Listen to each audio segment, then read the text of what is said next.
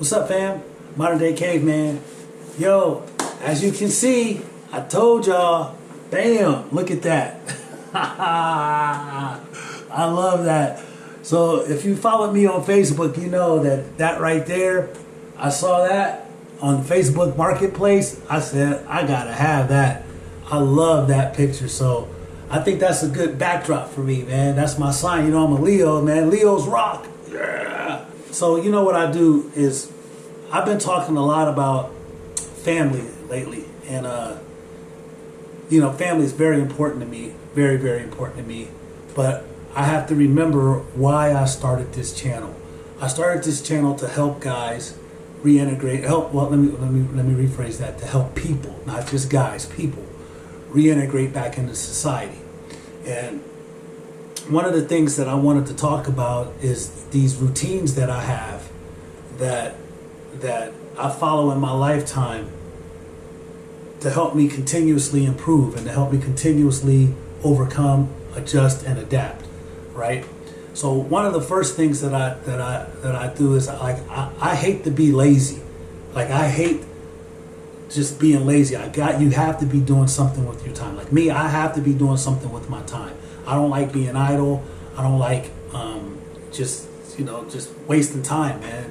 So I talk about being proactive. Like, you have to be proactive. So for those of you that are getting ready to get out, if I don't know how I'm talking to you, like, are you seeing this video, or maybe one of your loved ones has seen this video and they're going to explain to you, but I need you to be proactive about your release. You need to start making plans on what you're going to do and how you're going to accomplish it. And one of the main things that I do about in this being proactive is I'll focus on the things that I know I can change, right?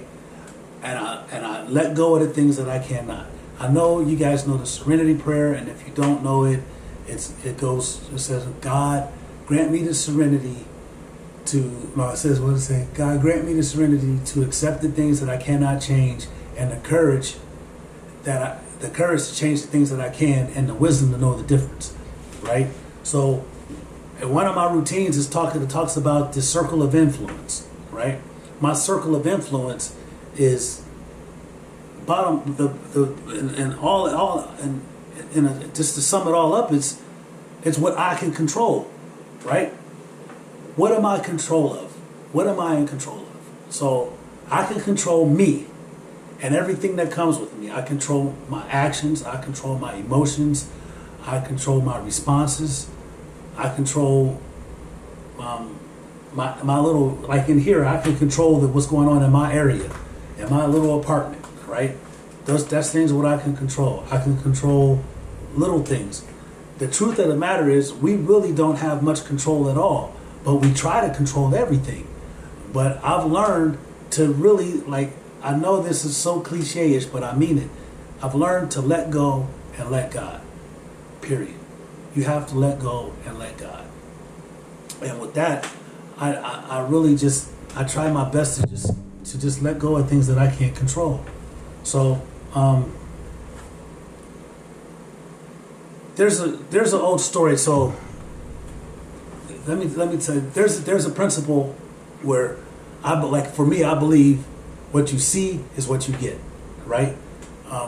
There's this, it goes something like see, do, get. That's what it's talking about. See, do, get. What you see determines what you do determines what you get. So first I have to go back. We have to talk about, being mindful of your thoughts. Be mindful of your thoughts, because your thoughts turn into words. Then your words turn into actions. And then these actions turn into habits.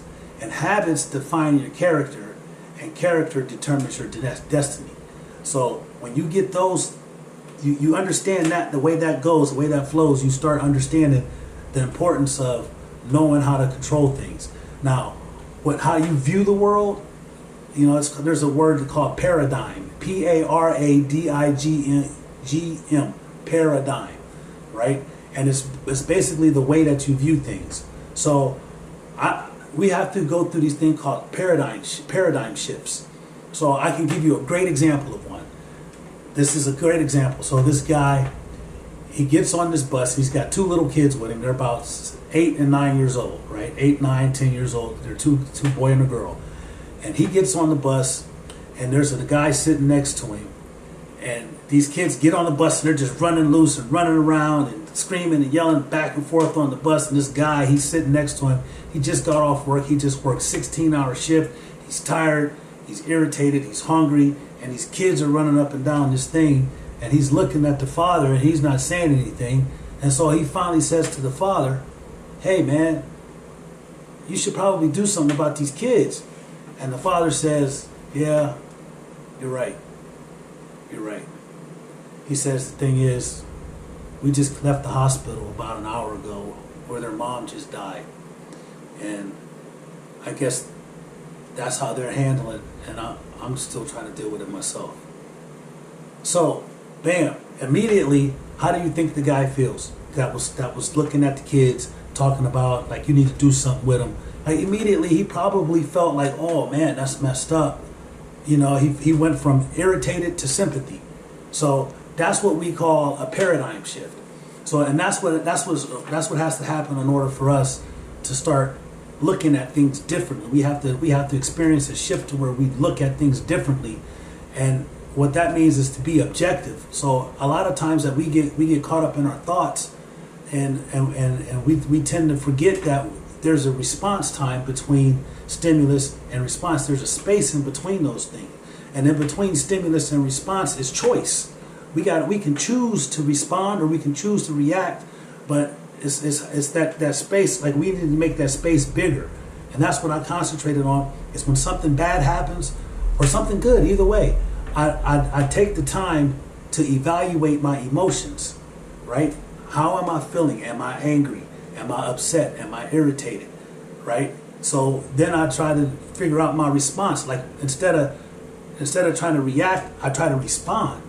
And that's a big difference. So I know I'm kind of jumbled all over the place a little bit, but I want you to understand that when it comes to basically one of the things that I've learned how to do is just to control the things that I can control.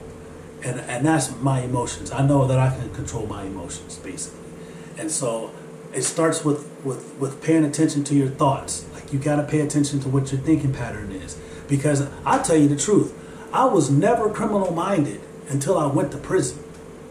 That's when I became criminal-minded. I started being around criminals and having that criminal mentality, and I applied it to when I got out of prison. I kept applying that criminal mentality, and it kept putting me back in prison. So I realized that I was thinking wrong, and I had to change the way that I think. So because of that, I think that was that was one of the biggest things for me, is to understand that I have to change the way I think. Because, again, what you think controls what you say, and what you say becomes actions, and what those actions do is turn into habits, right? And those habits, they become bad habits. And then when people see you do these bad habits, that defines your character. And people start looking at you behind the things that you're doing, these habits that you keep doing, and that determines what doors are open and what doors are closed. So I did a full 180-degree turn, and that made a big difference. Like, you had to view things totally different. Like, you have to be able to step back objectively and look at a situation and understand what's going on. And it's not something that you can do easily. It took me a long time to be able to make that adjustment, but I did it. And I'm telling you, I promise you that it can be done. You just got to be true to yourself. Like, when you do that self-inspection, you got to be true, man, and be honest. Because what I did is I wrote down a list of all the things that I liked about myself and all the things that I didn't like about myself. And I was very honest. And I thought that the things that I liked about myself would be longer, but it sure turned out not to be. It turned out the things that I hated about myself was a much longer list, because I was completely honest. And so I started working on those things individually at a time, just one thing at a time, just starting to change. And then I just kept building on that. So that's one of the things that I wanted to talk to you about tonight. All right, I got some more that I gotta give to you, but I'm just gonna leave it at that tonight. So with that being said, I gotta say it. Don't forget to like and subscribe to my channel, and don't forget to hit the notification button. I love it. I love it. I love it. Remember, God loves you. So do I. Peace. One love.